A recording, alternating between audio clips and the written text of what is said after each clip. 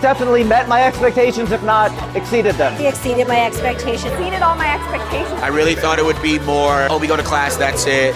We won't hang out. You know, you kind of feel like you made a new, I guess, like family. It was very different than Congress where you're around a lot of people, but we really got to be together. I've rarely had teachers that come up to students and specifically see things they want to correct and just pull you aside and be like, I want to show you what you're doing. And you know that there was no judgment. It was like they really want you to be better. Really cared about the students, not just doing it for the money or for anything else, like they actually cared. The capital of my city, we were having all these cultural experiences, and also I was impressed that Dan was like very knowledgeable. He was taking us to all these experiences like at Temazcal, Xochimilco, and he was planning a lot of stuff beyond just dancing. He was like doing something extremely integrated. If you're even slightly considering it, I would highly recommend trying it just for yourself. You get to come to a beautiful place, meet amazing people, dance all day. It's an absolute best thing you could do for yourself.